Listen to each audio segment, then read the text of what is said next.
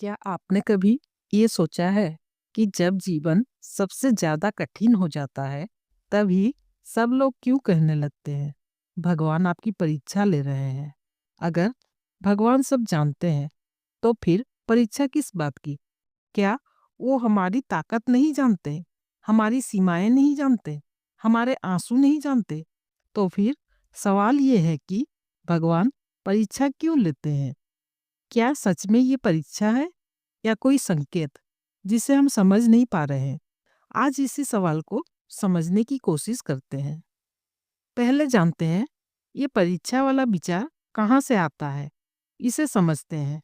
जब जीवन में कुछ टूटता है, रिश्ता, भरोसा, स्वास्थ्य, सपना, तो मन जवाब ढूंढता है और सबसे आसान जवाब होता है भगवान हमें परख रहे हैं, क्योंकि इससे एक सुकून मिलता है कि दुख बेकार नहीं है, उसके पीछे कोई योजना है।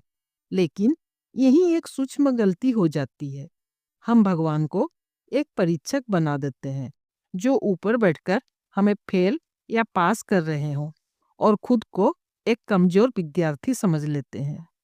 अगर सच में हर कठिन समय भगवान की परीक्षा होता तो सोचिए, क्या हर टूटे हुए इंसान को कमजोर मान लेना चाहिए या हर रोते हुए मन को असफल समझ लेना चाहिए?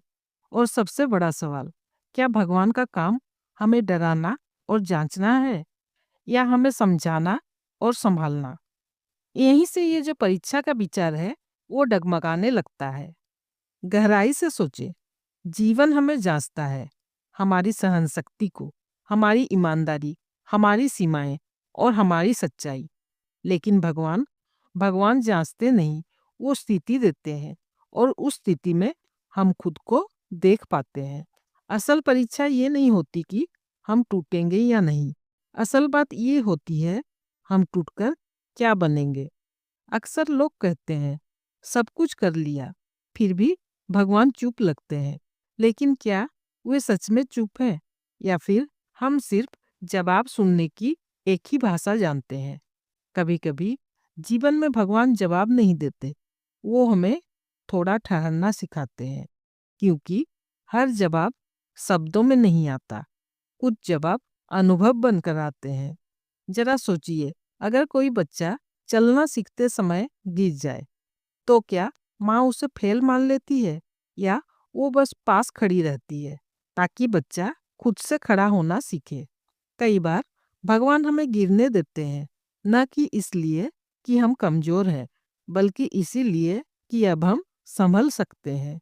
तो असली सवाल ये नहीं है भगवान मेरी परीक्षा क्यों ले रहे हैं। असली सवाल ये है, क्या मैं इस परिस्थिति को समझ रहा हूँ? क्योंकि जब हम हर दुख को परीक्षा मान लेते हैं तो हम सीखना बंद कर देते हैं और सिर्फ सहना शुरू कर देते हैं। लेकिन जब हम इसे समझने का अवसर मानते हैं तो भीतर कुछ बदलता है। भगवान परीक्षा नहीं लेते, परीक्षा लेने के लिए अविश्वास चाहिए, और भगवान का रिश्ता अविश्वास से नहीं, स्वीकृति से बना है। जीवन कठिन होता है ताकि हम बड़े हो सकें, और भगवान पास होते हैं ताकि हम अकेले न हो।